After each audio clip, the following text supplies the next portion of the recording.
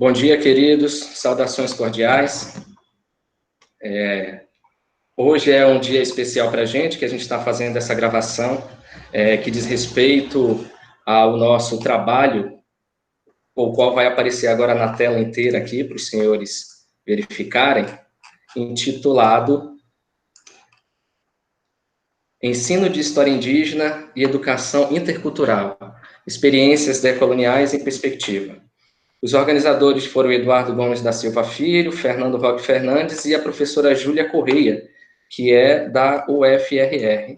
E esse trabalho ele tem um papel importante, como os senhores irão ver nas falas dos colaboradores, porque ele acaba discutindo uma temática que é uma temática urgente e necessária, que diz respeito ao protagonismo indígena contemporâneo.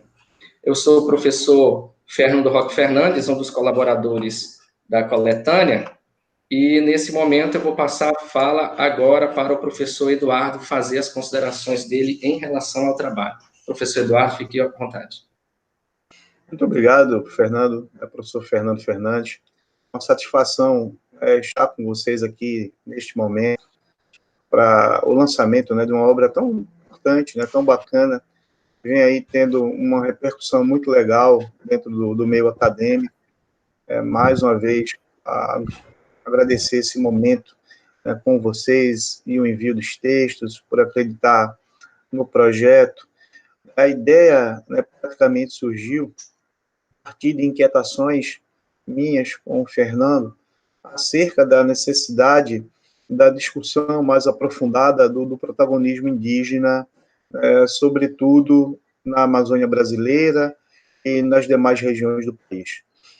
Vivemos momentos delicados dentro de uma perspectiva política, por assim dizer, com políticas públicas que vão ao encontro, literalmente, às questões indígenas, distribuição de orçamento da FUNAI,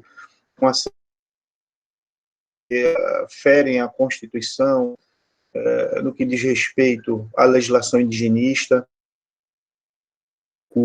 É uma coisa preocupante, e quando nós abordamos essa questão da decolonialidade, é justamente que a gente possa, de certa forma, evidenciar formas de protagonismo, resistência, autodeterminação das sociedades indígenas de uma maneira mais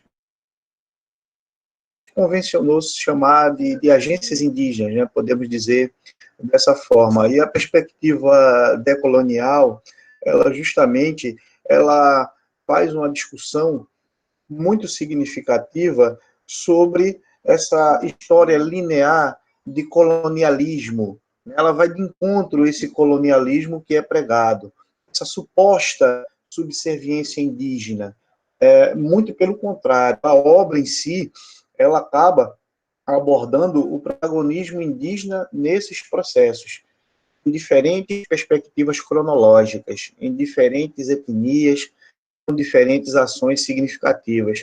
Então, a gente, conversando muito sobre isso, o tema em si da obra, ele partiu do Fernando, e foi uma sacada muito boa, e quando a gente se propôs a discutir em uma coletânea, com colaboradores, diferentes visões acerca do processo de decolonialidade e de protagonismo indígena, ficou uma coisa muito rica, porque nós acabamos observando vários olhares diferentes em cima dessas questões, contribuições muito importantes e experiências significativas de todas as pessoas que contribuíram com esses capítulos, para que a obra, de fato, pudesse dialogar com o que a gente propôs lá atrás.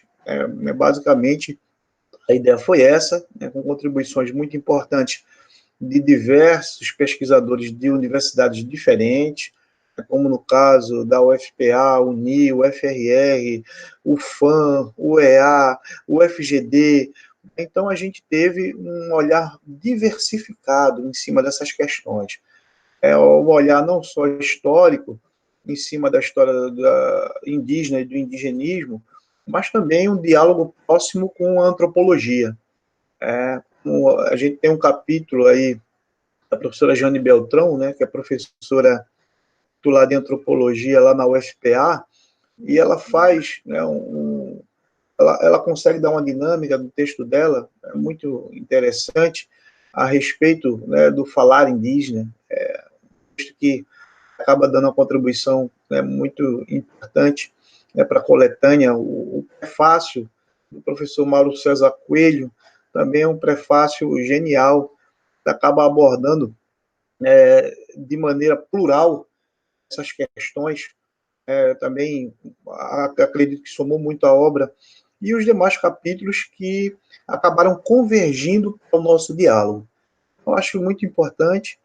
Espero, né, que, de fato, ela tenha uma segunda edição e que essa obra circule e possa suscitar discussões, reflexões, diálogos, né, não só no meio acadêmico em si, mas para a sociedade envolvente e principalmente para os povos tradicionais.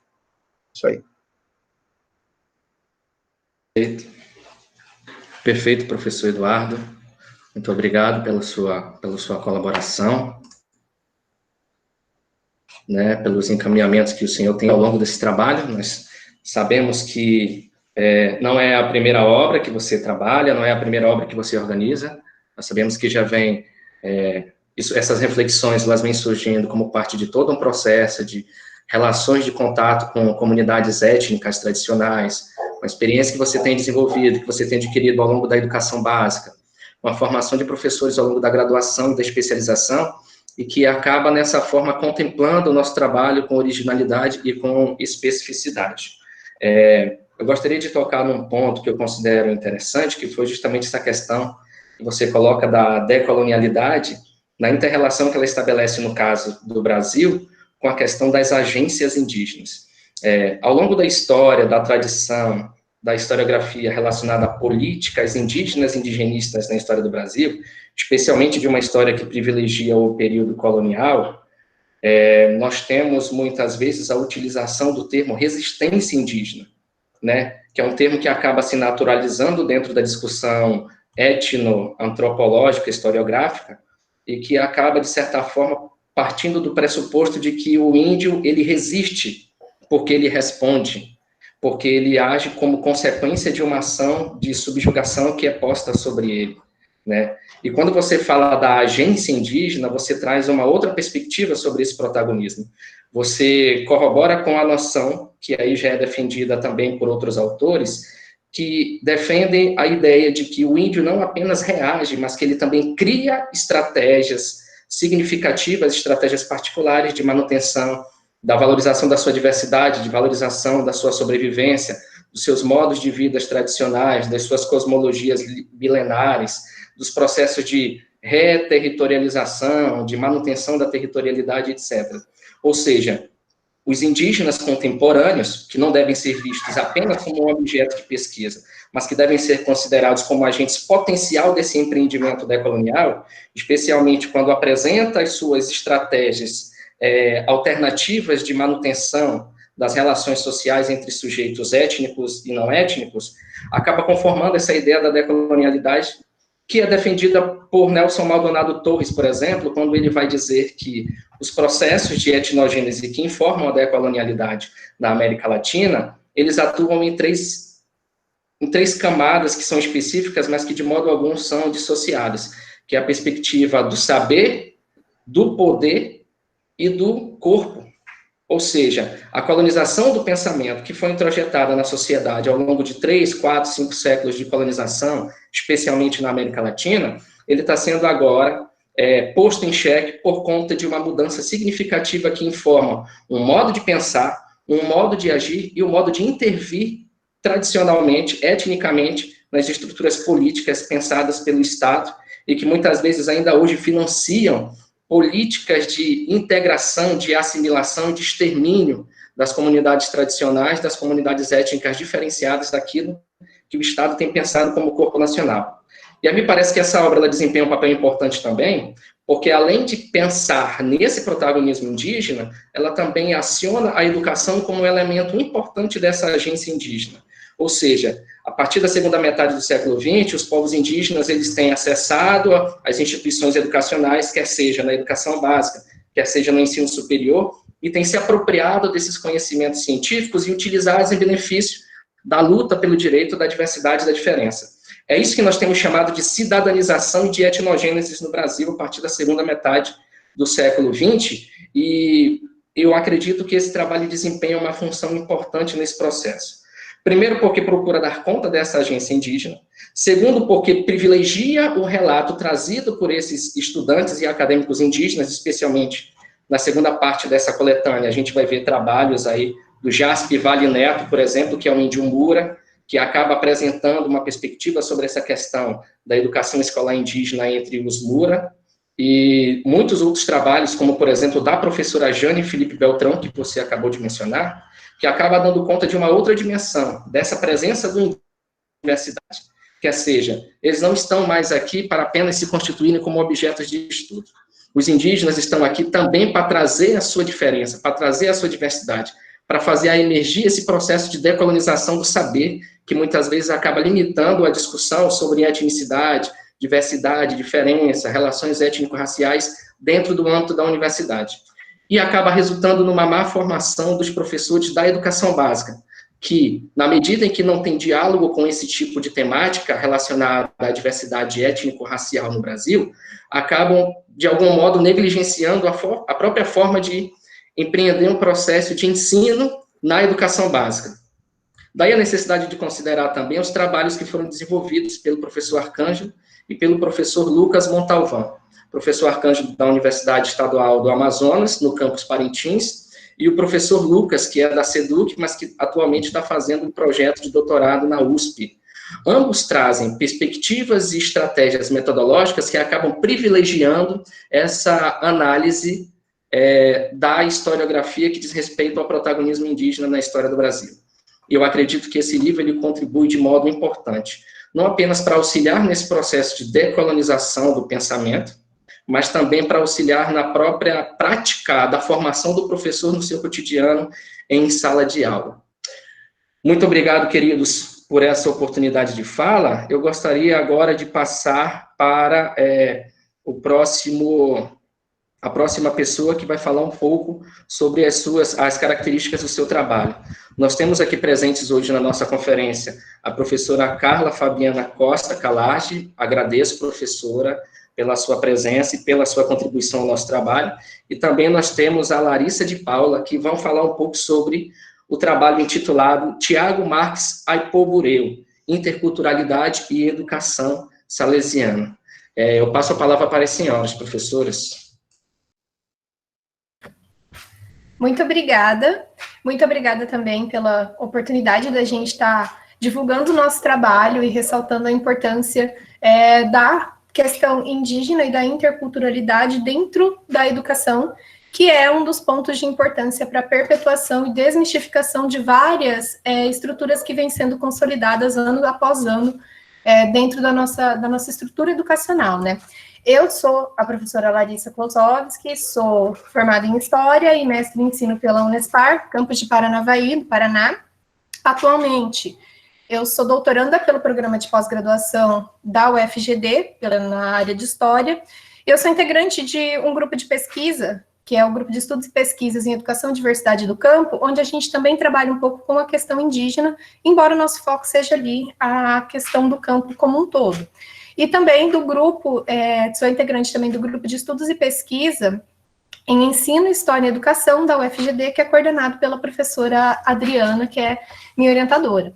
Nesse artigo, que eu e a professora Carla fizemos em conjunto para a obra que está sendo discutida aqui, nós trabalhamos um pouco a questão da história juntando com o aspecto mais antropológico do sujeito, que é o Tiago. Então, primeiramente, a gente foi ali discutindo um pouco sobre a questão da educação que foi mediada pelos salesianos com os bororos e as formas de resistência dos bororos em relação a essa imposição cultural que foi feita através desse processo educacional. Então, primeiro ali nesse artigo a gente traz ali primeiro essa questão um pouco histórica, para depois estar trabalhando a questão do sujeito em si. Na questão histórica, principalmente, a gente trabalha na desconstrução de um discurso que foi feito há anos atrás que tenta diminuir a participação indígena e tenta enquadrar o indígena dentro daquela perspectiva que vem do não indígena, né, do branco. Então, a gente trabalha ali como foi esse processo e como que ele foi se desenrolando para chegar mais especificamente no sujeito, que é o Tiago, que daí quem fala com propriedade é a professora Carla, daí eu deixo com ela agora. Obrigada, Larissa. É isso mesmo. Bom, eu e a Larissa, nós somos colegas no programa de pós-graduação em História aqui da UFGD, e eu venho da antropologia. Eu sou formada em Ciências Sociais, meu mestrado é em Antropologia, e aí fiz agora a graduação em História e meu doutorado na área da História. E enquanto eu trabalhei no Museu das Culturas Dom Bosco, em Campo Grande, eu me deparei com esse sujeito, né, que é o sujeito central da minha tese. E a Larissa trabalhando com educação, a gente uniu o útil ao agradável, né? A discussão sobre protagonismo e resistência indígena, ela é relativamente recente, né? Então, eu comecei a perceber, a partir dos meus textos da graduação e do mestrado, a figura desse sujeito, Tiago Marques, chamado pelo Florestan, construída a partir de uma perspectiva antropológica da primeira metade do século XX. Enquanto eu trabalhava com o acervo de etnologia do Museu das Culturas Dom Bosco e me deparava com um outro Tiago, né? Um Tiago que estava muito marcante na documentação, que é exaltado pelos salesianos, que aparece como coautor de textos, que aparece como coautor de uma das maiores obras que a gente tem sobre o povo Bororo, que inclusive é elogiada, né, pelo Lévi-Strauss, que tem prefácio do Egon Schaden e do Lévi-Strauss também. Mas, assim, quem é esse Tiago que aparece na documentação muitas vezes de forma invisível, e esse Tiago que é construído pelo olhar antropológico, que fala sobre a educação não indígena, sobre a educação salesiana. O texto do Baldus fala sobre os impactos da formação da educação na vida de um indígena, né? E depois o Florestan Fernandes vai construir o conceito de marginalidade a partir da experiência do Tiago. Ele não chegou a conhecer o Tiago, mas, assim, usando o texto do Baldus para falar sobre esse sujeito que não era mais indígena e tampouco era ocidental, né? Então, assim, essas imagens contraditórias, essa invisibilidade do Tiago e, ao mesmo tempo, esse protagonismo dele na documentação museológica, na coleta das peças do povo Bororo, despertou na gente essa intenção, né, de falar sobre, tentar reconstruir um pouco. Não é só o Tiago que aparece nesse momento, mas é porque ele é o excepcional, né? Ele chegou a viajar para a Europa, ele escrevia de modo fluente em italiano, em francês, há registros esparsos sobre ele, então ele foi o sujeito que a gente escolheu para escrever esse texto.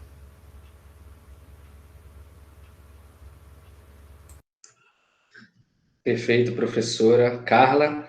Muito obrigado. Eduardo, você quer fazer alguma consideração?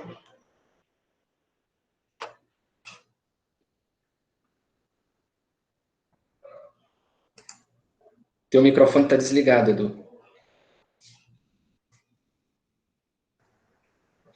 Eu li o trabalho de e achei uma contribuição muito significativa, né, para a obra.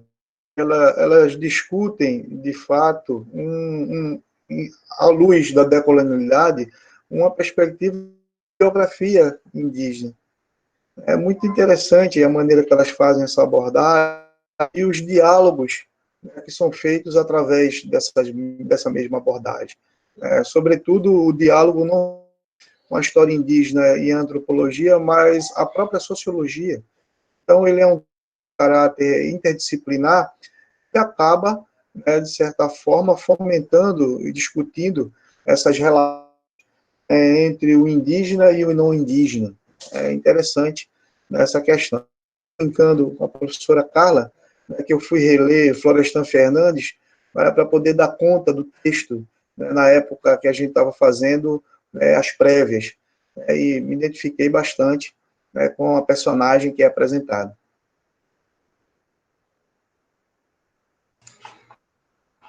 Perfeito, Eduardo, obrigado pelas considerações.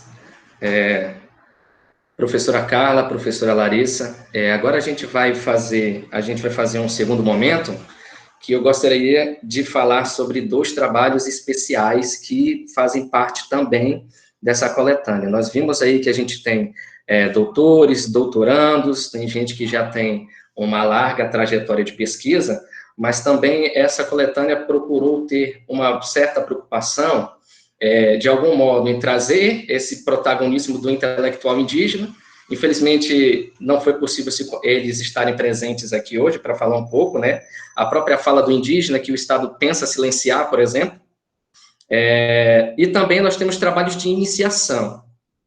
2 trabalhos que são especiais. Um, que é o caso da Arielle, agora professora, se formou agora na Universidade Federal de Rondônia em História, está vivendo um pouco esse processo da quarentena e, ao mesmo tempo, vivendo esse distanciamento da universidade de um modo particular.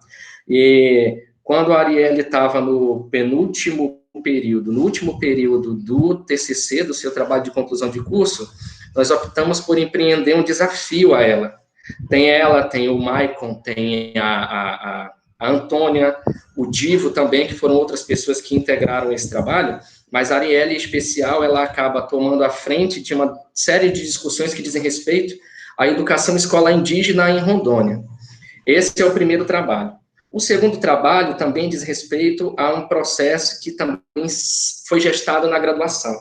É o trabalho da Beatriz da Silva Mello, e aí a Beatriz já é mais da área da pedagogia também, é uma outra característica da nossa coletânea. A gente tem aí gente da pedagogia, gente da história, gente da antropologia, gente que é misturado, né, Eduardo? E aí a gente está tentando trazer algum tipo de reflexão sobre a obra. E o trabalho da Beatriz da Silva Mello, que fala sobre essa questão dos intelectuais indígenas na Amazônia, e a perspectiva que eles têm sobre essa concepção de educação escolar, também se constitui como um trabalho importante. Então, nesse sentido, primeiramente, eu passo a fala para a professora Arielle Paixão dos Santos, que vai falar um pouco sobre essa experiência de pesquisa dela. Arielle, pode ficar à vontade, viu?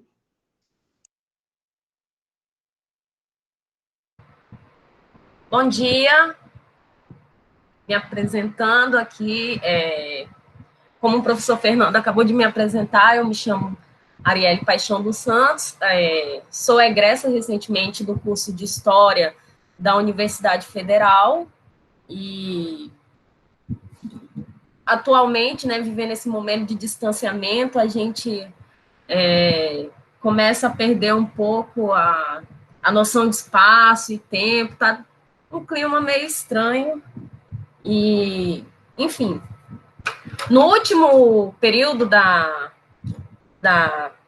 do curso de História, estávamos, né, sobre a responsabilidade do último estágio com o professor Fernando, e eu e meus colegas tivemos a opção de escolher, durante esse estágio, falar sobre diversos assuntos, como educação no campo, educação escolar indígena, educação dos quilombos, e aí, como desafio do meu grupo, do qual a gente já empreendia outros trabalhos e outras obras juntos, optamos por falar sobre educação escolar indígena, que era um assunto novo, particularmente um assunto que a gente ainda não tinha um contato.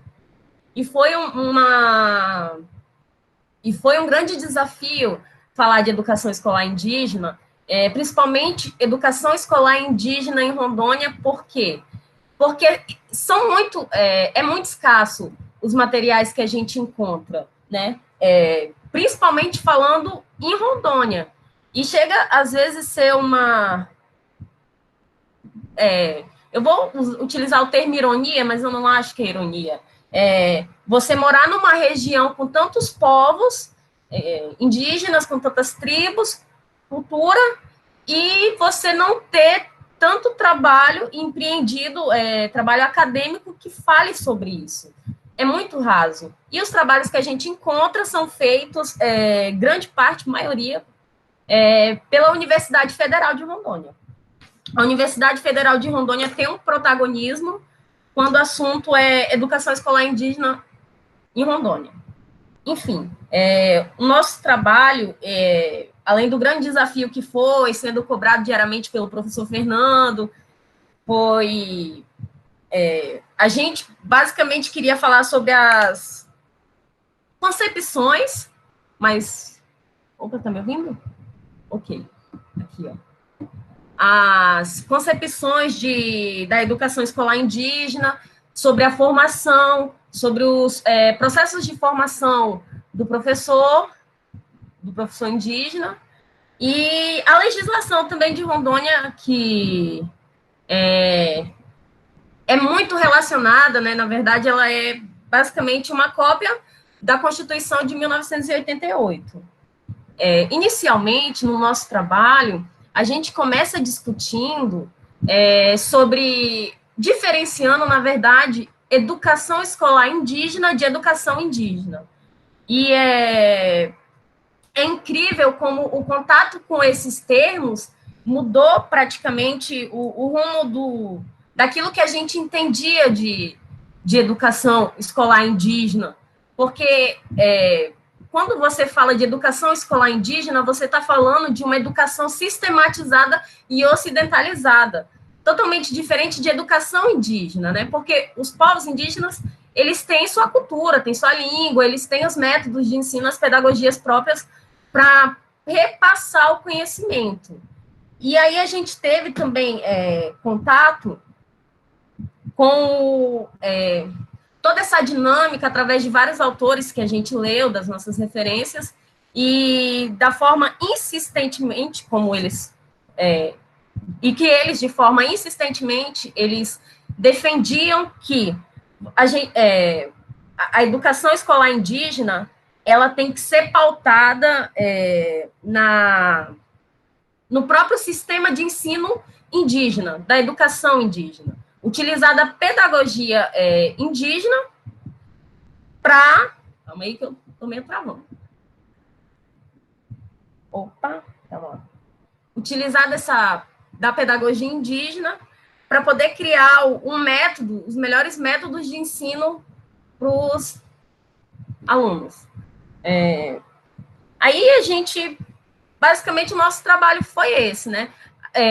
Não foi muito aprofundado por conta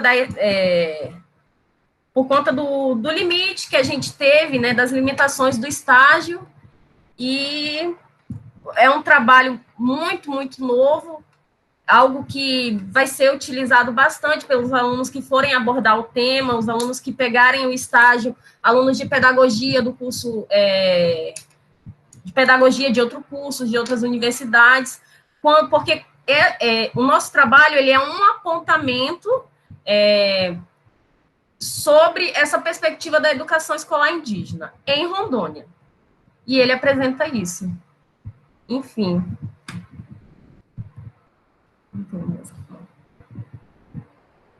Podem falar, gente.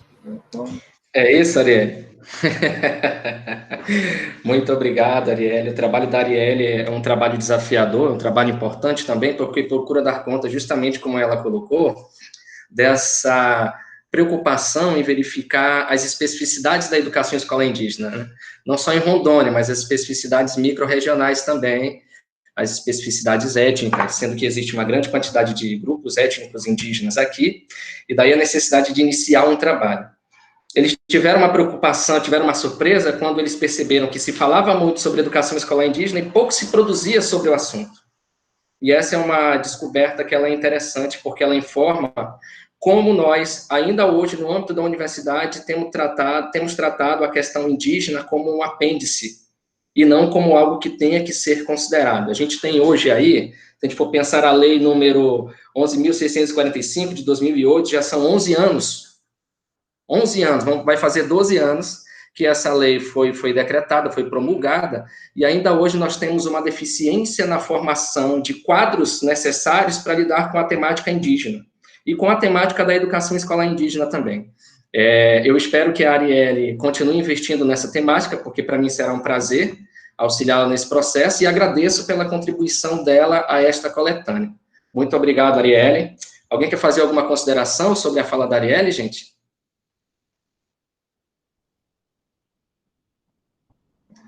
Tranquilo? Então, eu gostaria agora de passar a fala para a Beatriz da Silva Mello, que vai falar um pouco sobre essa experiência dela de pesquisa também e como isso é importante para a evidenciação do protagonismo do intelectual indígena.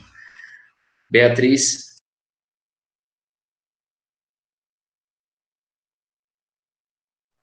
Bom, primeiramente, bom dia a todos. Tá todo mundo me ouvindo bem? Então, meu nome é Beatriz, eu sou discente de pedagogia da Universidade Federal de Rondônia, anteriormente da Universidade Federal do Amazonas, e lá na UFAM eu iniciei uma pesquisa no PIBIC, de Projeto de Iniciação Científica, que eu quis trazer essa perspectiva, essa questão do protagonismo indígena, depois de ler muitos trabalhos do professor Fernando, e eu achei interessante, foi a primeira vez que eu ouvi o termo intelectuais indígenas, a partir da Maria Bergamaschi, que traz esse diálogo entre os indígenas dentro do campo educacional, tanto das universidades quanto da própria comunidade deles, que eles dialogam com a educação tanto indígena, que eles têm nas suas comunidades, quanto a educação dos brancos, né, digamos assim. Então, no meu trabalho, eu busco trazer 3 perspectivas. A perspectiva da legislação educacional, que trata da educação específica e diferenciada, né, educação indígena, educação educacional indígena, e também a visão dos não indígenas e dos próprios indígenas, para ver o quanto isso dialoga ou não. Então, nesse trabalho, a gente tem 3 elementos fundamentais: a legislação, os intelectuais indígenas e o que os não indígenas também trazem. E aí, nesse trabalho, as fontes dele são os indígenas, o que eles pensam sobre a educação escolar indígena e o que eles entendem e como eles que isso se efetivasse nas suas comunidades. E basicamente é isso, o pilar desse trabalho. E ao longo dele, eu não me aprofundei tanto, mas eu quis trazer um pouco dessa perspectiva do olhar deles, do protagonismo deles, do que eles entendem sobre a educação escolar indígena e como seria possível dialogar com a legislação, que é muito bem posta, mas em prática a gente percebe que não é bem assim, e também com o que os não indígenas falam que é educação escolar indígena, porque nem sempre a gente vivencia essa realidade, né? De ir nas comunidades, de ir nas escolas indígenas, enfim. É basicamente isso.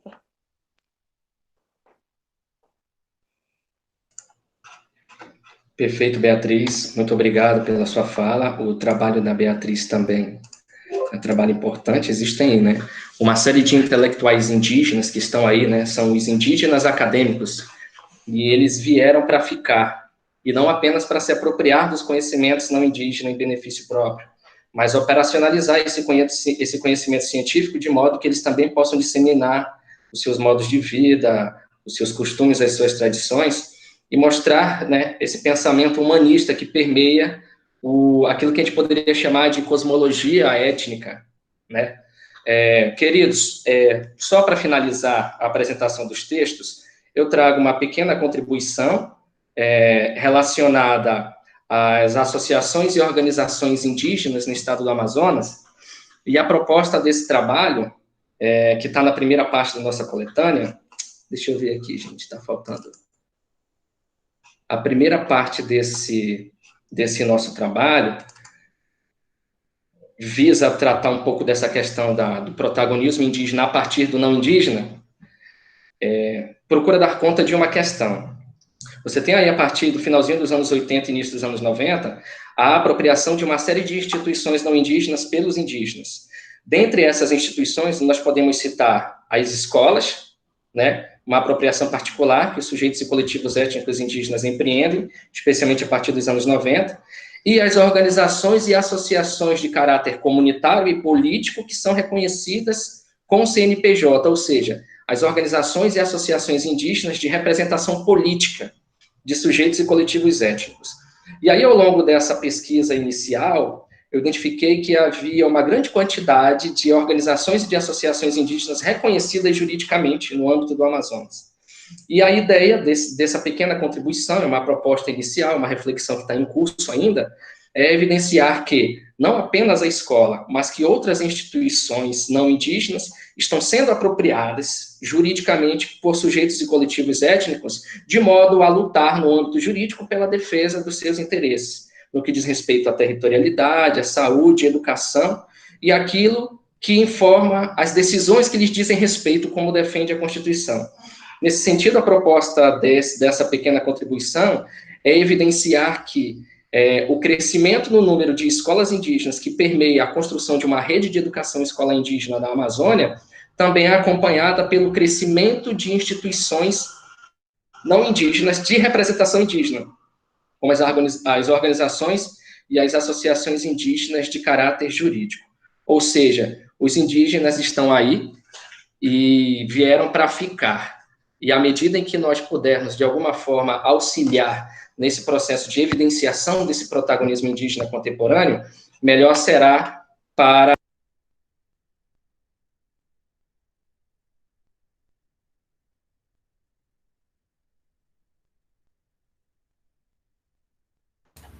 Fernando, você está sem áudio. A gente não te escuta.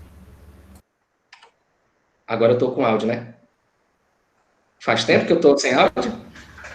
Até o evidenciar... Evidenciar participou do... Foi só o final da fala, Fernando. Só o finalzinho, né? Da fala. Então, nesse sentido, eu acredito que, mais uma vez, a contribuição dessa coletânea também está relacionada a esse processo. Está dividida em 3 partes. Uma que evidencia as políticas indígenas contemporâneas, outra que fala um pouco sobre esse protagonismo indígena, e uma última parte que fala sobre metodologia do ensino da história indígena. E aí, nesse sentido, eu gostaria agora de deixar a fala com os senhores, para que vocês possam fazer as considerações finais. Cada um pode ficar à vontade, viu? Quem gostaria de ser primeiro? Vou começar, então. Queria agradecer a oportunidade, né? Eu olhei o material e, na verdade, eu não tinha conhecido todos os autores até ver o produto final, né? E foi uma honra perceber autores e colegas tão jovens e professores como a professora Jane, que para mim, ela é maravilhosa. Eu tive a oportunidade de conhecê-la pessoalmente e ela é tudo isso que os textos dela nos trazem. Inclusive, foi inspiração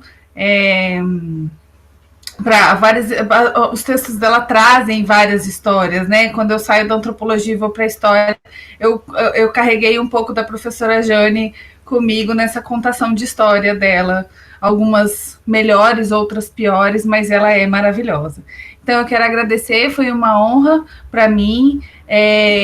Eu acho que a gente tem que se unir, né, para falar de povos indígenas, para falar de protagonismo indígena, para olhar documentos históricos que não dão conta de apagar esses indígenas, né, porque as pessoas chegam para mim e falam assim, muitos foram extintos, eles talvez tenham sido extintos fisicamente, eles estão presentes na documentação, cabe a nós trazer luz para esses documentos e procurar evidenciar essas histórias, esses contextos, essas culturas e assim por diante. Então, agradeço e faço votos que nosso livro aí rode por muitas outras universidades e que venham outras edições.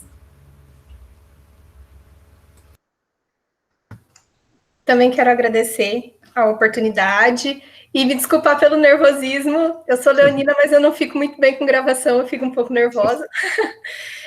E pegando o link ali no que a professora Carla falou, só ressaltar que realmente os indígenas eles não estão ausentes na nossa documentação, mesmo que eles sejam repassados segundo a visão do colonizador.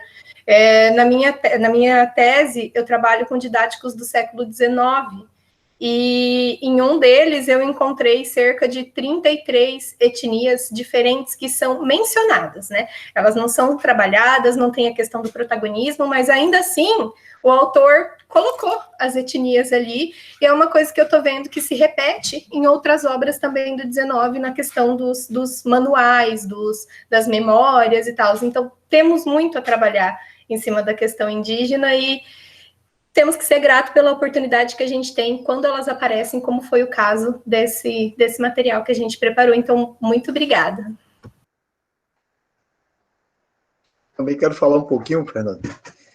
Mais uma vez agradecer a colaboração e participação de todos e salientar a diversidade dos textos com muita qualidade, trabalhos que vieram de orientação de iniciação científica até o doutorado, dois autores que são indígenas, né? Um do Mato Grosso e um outro do Amazonas, também acredito que enriqueceram bastante a obra, essas discussões, né, que foram apresentadas do ponto de vista endógeno, né, de dentro da situação, né, de um olhar mais particular, e dos demais autores que também fizeram essas contribuições. O texto, por exemplo, que o Fernando salta, né, de autoria dele, acaba levantando essas discussões, né, da importância do protagonismo indígena, do ensino intercultural indígena, da perspectiva decolonial, da importância das agências indígenas, sobretudo da virada cultural, né, do século XX, se estendendo no século XXI, dentro de uma perspectiva, eu diria, que bastante atual, né, o que se convencionou chamar até de história indígena no tempo presente. Então, é muito importante essas contribuições, porque os textos, de fato, eles suscitam várias discussões muito pertinentes. Eu, inclusive, peço que vocês socializem nos programas de vocês, nas escolas, que esse texto ele possa circular tanto na educação básica quanto na academia, para cumprir o papel social deles. Tá?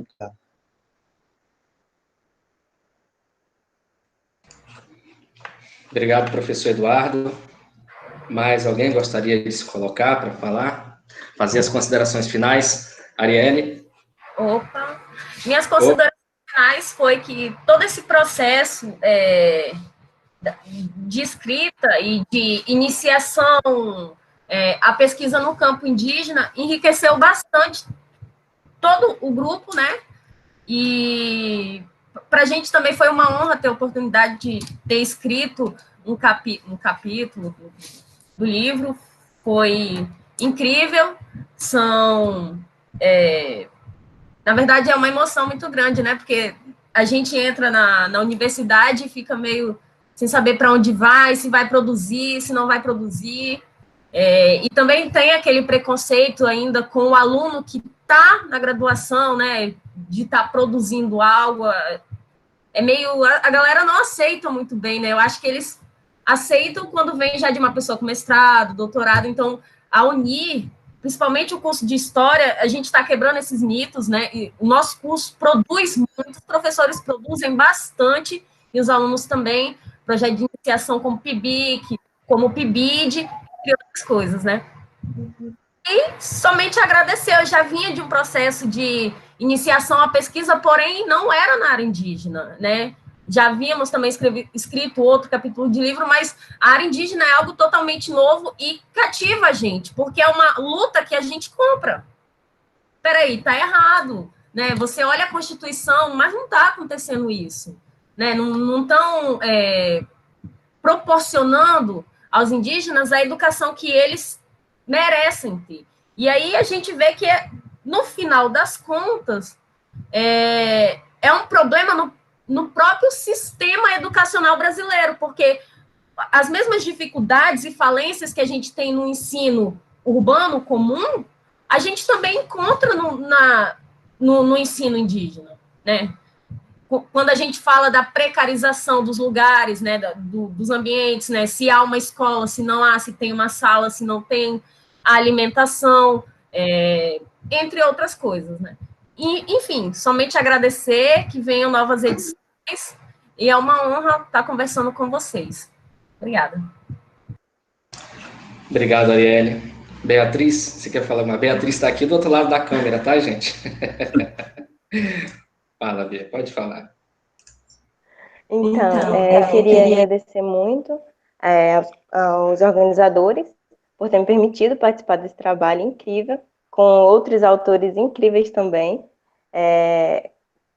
Gostaria de falar também que esse é um trabalho muito importante, porque a gente está unindo pesquisa, educação, história, indígenas, tudo que tem sido ameaçado hoje em dia, e então a gente também é uma forma de resistência nossa, não só para o tema que a gente está refletindo e pesquisando, mas também da nossa parte enquanto pesquisadores e, enfim, professores.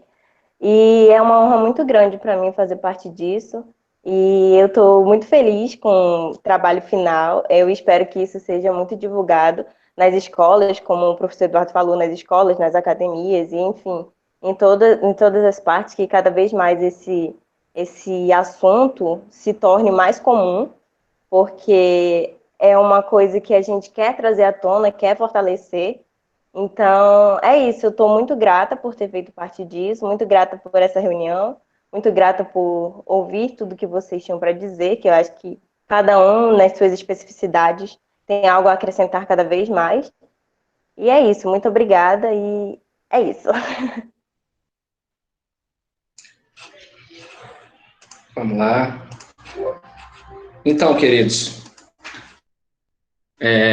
essa foi a nossa, digamos assim, a nossa gravação de apresentação, né, de inauguração, de lançamento da nossa coletânea. É uma coletânea que nós esperamos que renda bons frutos, que a gente possa desenvolver novos trabalhos relacionados à temática, aprofundar nossos conhecimentos sobre essa questão e, de algum modo, auxiliar na evidenciação desse protagonismo indígena que vem crescendo cada vez mais na América Latina como um todo.